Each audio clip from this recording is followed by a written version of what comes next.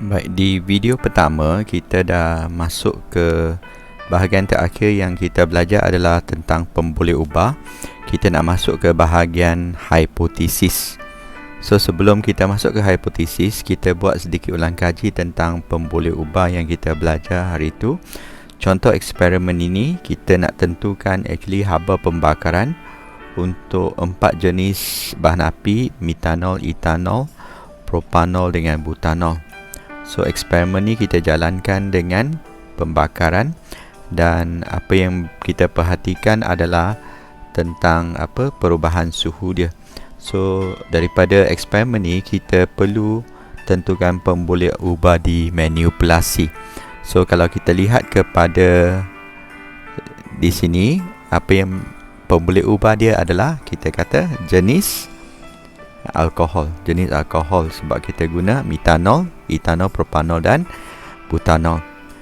Pemboleh ubah bergerak balas ini adalah bacaan-bacaan suhu.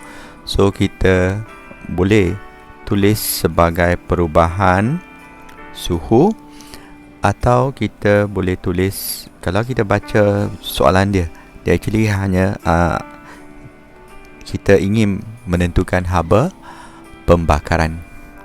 Dan untuk pemboleh ubah dimalakan, biasa kalau untuk eksperimen ni kita perlu malakan jisim air ataupun isi padu air. Kita kata isi padu air kita perlu malakan. Okey, so itu adalah dari segi pemboleh ubah. Sekarang kita nak masuk ke hipotesis. Hipotesis, kita perlu tulis hubungan antara pemboleh ubah dimanipulasi dengan pemboleh ubah bergerak balas dengan adanya arah. Dan untuk kimia kita perlu tulis MV diikuti dengan RV. Okey, MV dengan RV. Contoh, kalau kita lihat kepada eksperimen di mana menentukan faktor saiz ke atas kadar tindak balas, kita guna pemboleh ubah dimanipulasi adalah saiz kalsium karbonat, dan pemboleh ubah bergerak balas ialah kadar tindak balas. So untuk hipotesis ni kita tulis tentang saiz dulu. So kita kata apabila saiz kalsium karbonat lebih kecil. Lebih kecil makna jumlah luas permukaan adalah lebih besar, maka kadar tindak balas, kita kata kadar tindak balas meningkat. So kita ada MV dia, saiz dia, MV dan RV. So MV diikuti dengan RV, dan kita ada direction lebih kecil dan meningkat. Ini kita akan dapat markah yang penuh. Baik, kita lihat kepada satu lagi contoh untuk menulis hipotesis. Katakan elektrolisis larutan dengan kepekatan berbeza. So kita guna kepekatan asid hidroklorik, dan biasanya yang berubah adalah hasil di anode. Di anode adalah di positif. Kita hidroklorik, kita ada klorida, dan dengan hidroksida akan ditarik ke anode. Kita tahu bahawa pada kepekatan tinggi klorida akan dipilih, pada kepekatan rendah hidroksida akan dipilih. So bagaimana kita nak tulis hipotesis untuk soalan ni?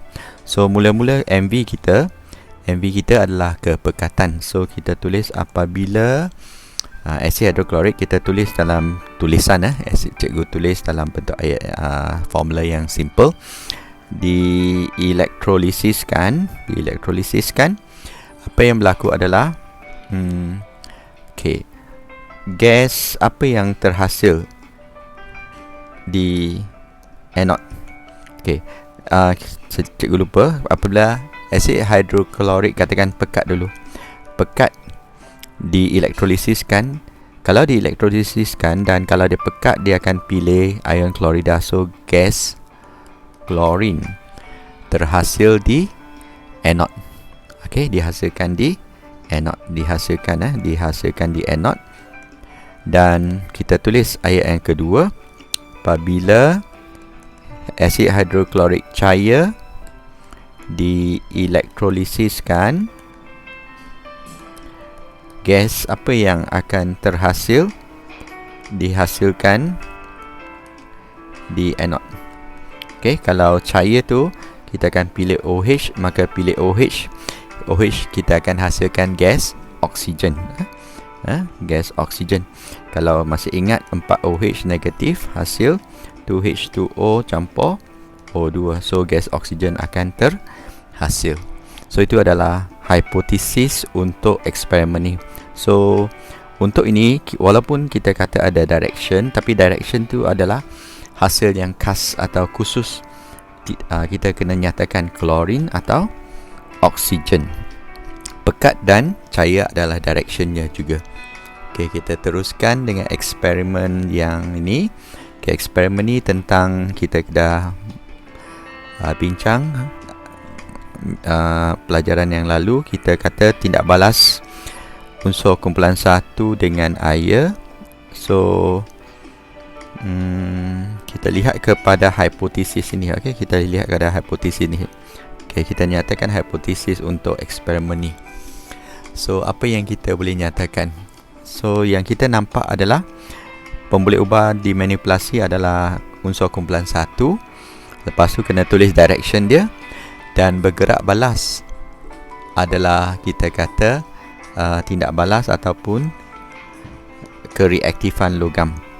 Okey, so kita boleh tulis menuruni unsur kumpulan 1. Bermakna ada direction. Kumpulan 1 adalah unsur kumpulan 1 adalah MV dia, lithium, natrium dengan kalium.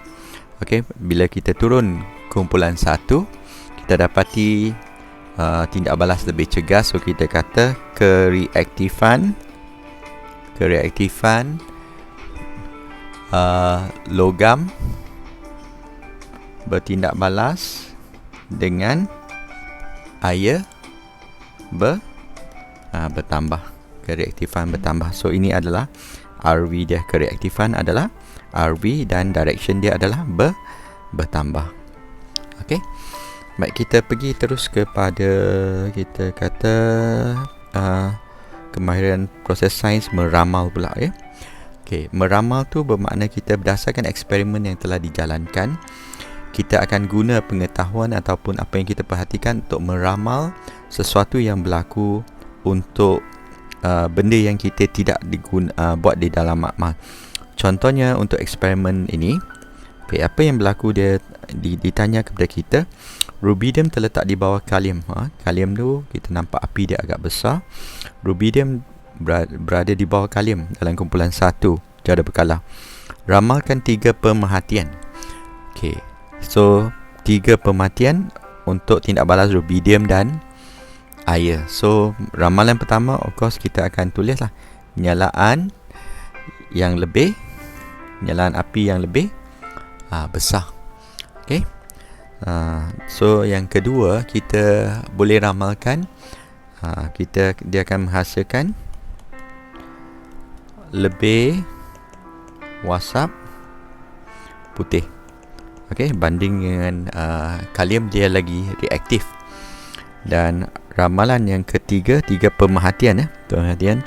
So nyalaan lebih besar menghasilkan wasap yang lebih daripada kalium. Kita boleh ramalkan oleh sebab ketiga-tiga adalah terapung. Kita ramalkan pemerhatian dia adalah rubidium juga terapung. Atau kita boleh nyatakan nilai pH dia. Okay, nilai pH yang rubidium, kalau kalium ada 13.1, kita boleh letak rubidium nilai pH dia mungkin 13.2. Itu adalah kita kata soalan ramalan.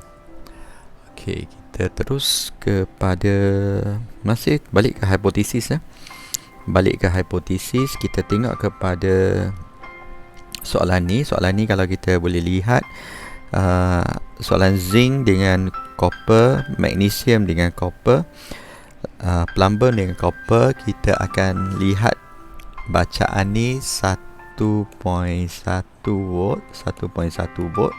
Okey, 1.1 volt. Ini lebih kurang 2.7 volt. Ini adalah 0.4 volt. Okey, so kita boleh nampak lah beza antara kita kata zinc, magnesium dan lead plumber ini. Kita kata ini adalah pemboleh ubah yang dimanipulasi ni. Kita nampak bahawa mereka kalau semakin jauh daripada cuprum, semakin besar nilai voltan dia. Okay, so hipotesis manipulasi kita tulis untuk direction dia, semakin besar jarak antara dua logam dalam apa? Dalam siri elektrokimia. Okay, maksud zinc dengan cuprum, magnesium dengan cuprum dan plumber dengan cuprum. So magnesium dan cuprum yang paling jauh. Okay, itu adalah manipulasi. Bergerak balas adalah kita kata bacaan voltmeter semakin besar. Okay, bacaan voltmeter adalah pemboleh ubah bergerak balas dan direction dia akan jadi semakin besar. Okay, contoh eksperimen ini, kalau kita lihat kepada eksperimen ini adalah larutan natrium nitrat, ini larutan aluminium nitrat, ini larutan glukosa. Okay, so kita dapati bahawa larutan natrium nitrat dengan aluminium nitrat ni kita dapat ada bacaan dalam ammeter dia. Dalam larutan glukosa bacaan dia adalah kosong.